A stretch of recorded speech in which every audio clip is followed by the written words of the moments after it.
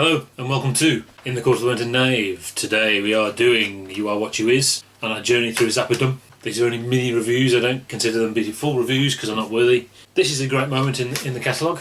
It's a real epoch for a couple of different reasons. I've said that a few times over the course of all these albums. But this is important. Firstly because it's here he's managed to really instill the vocal satirical stuff perfectly. He's honed that style on here definitively. That's what's important about it. But also, I think that what's also important is that the style on here is the style of his vocal satirical albums for the duration of the 80s and for the rest of his career. He didn't change that style after this point because I think he got it right. I do get the impression he considered this to be a very, very good album, and it is. Sadly, part of the reason for that is I think after this album, perhaps his focus wasn't on those albums quite as much as he sort of made a separation between the orchestral stuff or the electronic stuff or the archival stuff and the rock albums, and perhaps after this album it got to the point where he was making those rock albums to fund his interest in actually making much more complex, tricky stuff, like the orchestral stuff, but mostly I think the synclavier electronic music. So here it stands proud as still his best stuff was vocal. So importance, this album. So like I said, it continues the style of Cheeky Booty and the style of Joe's Garage in that it is in essence familiar in it, in the chord progressions and things like that. Obviously with also crazy stuff going on, complex stuff going on, but it's in that sense accessible. I have reservations about the sound. Some of the sound for me is horrible, but it's only on some of the songs. Some of the songs sound very, very well recorded, and some of them for me are just horribly sounded. This may be because I have the 1995 Ryko remaster version, which are often bad versions. A lot of these albums I've got are from those Rykos before 2012, when the remasters were all done, and they were designed to be in the style of the original vinyls, which generally sound better. So it's possible the 2012 one sounds better. So whether that's a problem on those albums, I don't really know. It's also a lot of tracks. There's 20 songs, and they're all in that vocal satirical style. And perhaps I would have preferred a more varied sequence of songs and a bit of instrumental stuff and a bit of it. It is very, very broad in style, obviously, but it is all the vocal satirical stuff. And obviously after 20 songs, that's quite an undertaking to sit through all of it. And I think generally when I listen to it, I'll listen to a section, because there's a couple of sections of sort of mini concept albums within the album, rather than sitting through all of it. The origins of this album go back to where he was going to make an album called Warts and All, which is going to be a box set, a leather style box set of material. Mostly ended up on this album and on Tinseltown Rebellion and on Shut Up and Play Your Guitar. And maybe for that reason, maybe I would have preferred Warts and All, but then again, maybe most people wouldn't, I don't know. One of the other things he was doing after he sort of abandoned Warts and All was to make an album called Crutchall Boxes, which was going to be, the first side was going to be open with Doreen from this album, which I'll talk about in a minute, followed by Fine Girl and Easy Meat from Tinseltown Rebellion. The second side was going to be this little suite of vocal tracks, I suppose you could call them, generally known as the Society Pages suite, which is on this album on the second side. That was another thing he was going to do, but then he abandoned that and went for the full double album of all the vocal stuff and the full 3 albums of guitar stuff and a live album. So that's what we like, really, isn't it? Yeah, but maybe I would have liked them mixed up. This is probably the best out of those albums. Whether it's my favourite personally, might not be, actually, but probably regarded as the best out of those 3. The real star of the show for this one is Ray White, who I haven't really sung the praises of yet. Great vocalist. It is this period generally where you have the Ike Willis, Ray White thing. And on Joe's Garage I was saying about how great Ike Willis is on that album. He really makes a lot of those songs. Here, it's Ray White making the songs. It's the higher stuff, and the very soulful voice he's got really makes some of these songs great. So, he came and went through various lineups throughout the 80s, as did Ike Willis. There's also a live performance, luckily. We're very lucky to have a live performance associated with this on video, and that was the first time that was the case in quite such a way. I mean, you could associate Cheeky Booty with Baby Snakes, but that was slightly different, so that's very cool. But yeah, when I said it was vocal, I'm not kidding. 9 singers are on this album, but including Moon and Ahmet as well. More on that in a minute. The first song in here is Teenage Wind, which is actually a parody of a song called Riding on the Wind, or Like the Wind. Ride Like the Wind, not Riding on the Wind. Riding on the Wind is Judas Priest. Ride Like the Wind is a song by Christopher Cross, who was a school friend of Arthur Barrow, the bass player. So Arthur Barrow comes into the studio and says, "Look, Christopher Cross, the guy went to school, he's made this song," and he tried to play it to Frank, and Frank said, "I can write that. I can write something better than that." And so in about 5 minutes he wrote Teenage Wind. This is cool. It's a weird song in that when you first hear it you think this is just horrible. Really obnoxious and rude. You get the satirical Kevin and Perry kind of vocals to it, but it's kind of horrible. Then it creeps up on you, and there's a little repeating theme of freedom is when you don't have to do anything or pay for anything. I want to be free. Free as the wind. And that just keeps repeating. And the first time you hear it, you just think, why is that repeating? But it catches up on you, it comes through your head, and it's actually brilliant. It's a really good melody in a way, it's very strange. Whether that was a good opener, I'm not sure. Maybe you should have chosen maybe Doreen, which is track 3. Should have been the opener, maybe, don't know. Track 2 is the return of Jimmy Carl Black, singing a country parody song called Harder Than Your Husband, which is quite funny. He did a very similar thing back on 200 Motels, which at some point we'll be covering. Not yet. But I mean, I'm not really a country person, so maybe it seems to me a perfectly good country song. It doesn't really interest me. I tend to skip to track 3 at the start of the album, to be honest.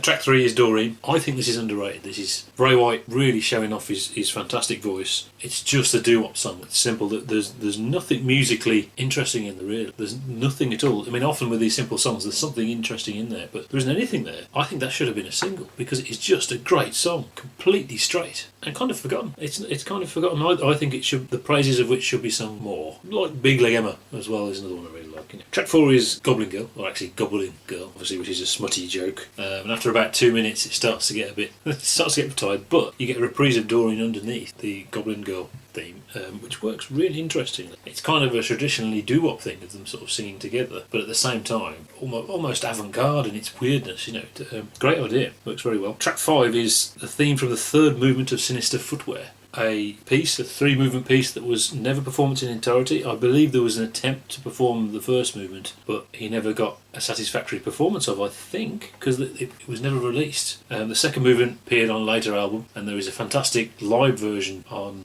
Make a Jason Noise Here, and that's a great riff, that second movement. This 3rd movement, it's a guitar solo. It's a good guitar solo, kind of like the stuff on Cheeky Booty. Why that's a theme from the 3rd movement of something I haven't really picked up, because there's not a strong theme in there really. It's good. It's, you know, fantastic title for an instrumental piece though. The next few tracks featured the second side of the album, and this is the Society Pages suite, which is a selection of vocal tracks. And the track Society Pages opens that, which segues into I'm a Beautiful Guy, which is kind of got this really cool riff. And you've got all these very fast runs and stop-start stuff, very, very Roxy era type stuff in a way. Very well performed. It's under 2 minutes, but then that jumps. So in a sense, very typically Zappa, that track, despite the length. And then we have Beauty Knows No Pain, which it segues into. It's a 3-minute piece. This is really cool. It has this weird time signature. I think it goes like 5/5 and then 2/2/2/2/2 or something. Kind of like, you know, Call Any Vegetable has such a mad time signature. You don't realise listening to it. It just feels weird. Great. And then we have Charlie's Enormous Mouth, which is another great title for a song, and it's kind of like a resolution from all the previous weird 2 tracks. And it's another one where you don't think much of it. You think, well, it's just Charlie's Enormous Mouth, and it starts going through your head. And I was actually the other day walking around humming it. So another great catchy piece of music, really. Then there's track 10, which is Any Downers, which I believe follows on from the story of Charlie's Enormous Mouth. Somehow maybe Charlie's on drugs and needs some downers or something, I don't know. It doesn't really matter because it's a heavy riff. And some great playing. And the side, or this suite, ends with Conehead. It's a nice solo to play out with, really. There was a movie called Conehead, which Zappa seemed to be involved with somehow, maybe I've imagined that, which was to do with the Saturday Night Live people, and this wasn't on it, so don't know. It's not a fantastic song, really. I mean, it's okay. There's better stuff on that side, actually. We removed the record and we put the new record in, because we're on disc 2 now. It's all on one CD now, obviously. And we have the title track, You Are What You Is. This is a great song. It's kind of like a fast reggae rhythm, very catchy. Then we have Mud Club. Now the Mud Club was a club in America somewhere where Zappa actually DJ'd at the time. Again, Ray White gets to show off his fantastic soulful vocals. What's interesting, there's a version of Love of My Life called the Mud Club version. I don't know if that was I assume the Zappa band didn't play the Mud Club, but maybe this was a mix of the version on Tinseltown that he made especially to play at Mud Club, maybe, I don't really know. And then we have a suite of songs to do with religion. The Meek Shall Inherit Nothing, which is a country parody, another country parody, but perhaps less obvious than Harder Than Your Husband. It's about the sort of self-interest of religious groups who, rather than helping the meek, their whole existence is about perpetuating the existence of an organisation. But that segues into Dumb All Over, which is Frank's very, very direct. I mean, in terms of his sort of satirical lyrics, this is one of his most direct set of lyrics, very clearly setting out what he thinks of religion, really, or organised religion, I suppose is what you should say. Particularly the really sort of jingoistic air that was around with the televangelists and things like that. What with what was happening with other countries with wars and things, and they were sort of encouraging, yes, we should bomb them because they disagree with us. It says in this book here that them over there are different to us, and incredibly simplistic view of the world, which is why it requires a sort of kind of like a simplistic critique. Works great. However, the live version of this is so much better, I have to say. I don't like the whispering, creepy vocals he's done. I mean, that was on the original Torture Never Stops, and it was also the central scrutinizer on Joe's Garage as well. And I'd much prefer the live version where he just talks. He says the vocals, and I think that works better personally. And which segues into, except it doesn't segue. For me, it segues into because that was the live version. It's on this CD, but actually, you turn the record over to get to Heavenly Bank Account. Now, Heavenly Bank Account is, I believe, his only parody of gospel, actually, which works really, really well. It is a great song. Remember, there's a big difference between kneeling down and bending over. On the live version, as the song was going, he would stop and say, tax the churches, tax the businesses owned by the churches, which really hammered home the sort of direct nature of the music. And that's not on this. That's only on the live version. It does sound like he's trying to squeeze in too much into one space. I'm not sure. Having said that, Dumb All Over is actually a quarter tone flat, so it's very difficult to play along with because it's been slowed down, which is interesting. So it wasn't recorded at the speed it was played at on this album. But yeah, that whole section is his critique on, his predictable critique on organised religion, televangelists, etc. He made a good point in an interview about how many people have died from the Kama Sutra and how many people have died from the Bible. There's no comparison, Whether that's simplistic or not is kind of the point. And then that segues into Suicide Chump, which is a nice bluesy thing. Works very well after the gospel stuff and whatever, into a nice bluesy bit of playing. By the time we got to track 18, that's a lot of songs. It's a lot of lyrics. And Jumbo Go Away, which is, I think, just about ugly people harassing you, I think. There's a bit of album fatigue at this point for me. I would have needed some instrumental stuff, so, maybe something like 555, or Treacherous Cretins, or one of these great pieces from Shut Up and Play Your Guitar, or even the panty rap. Something to break it up a bit would have worked well. So maybe I would have preferred Warts and All. Not everyone would agree with that though.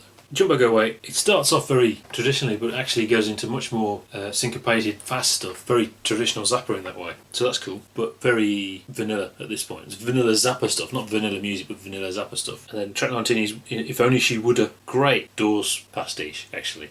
Which, I mean, it's quite easy to get through, so it's good it's at that point on the album. You've got the keyboards, and you've even got some psychedelic effects on the keyboards, and then you've got a nice guitar solo, so that's cool. The album ends, though, on Drafted Again. Now, Drafted Again is just a re-recording of a song called I Don't Want to Get Drafted, which he recorded the previous year as a single. Release a single, yeah, it didn't really do much. I don't think some of the record companies didn't want to release it in certain territories, I think, as well, which kind of helped. This is a re-recording of that called Drafted Again, featuring Moon and Armit on vocals, so that's pretty cool. Moon also features on Jumbo Go Away as well. It's a bit meh, really. It's quite a meh way to end a staggeringly good album, But it is funny, it has a message. That's okay. What's interesting about the single version was the B-side was a track called Ancient Armaments, and I don't think that's on anything released while he was alive, actually, interestingly, and it's not on any of these albums, so interesting. So yeah, that was a tricky one to review, actually. You Are What You Is. See you next time.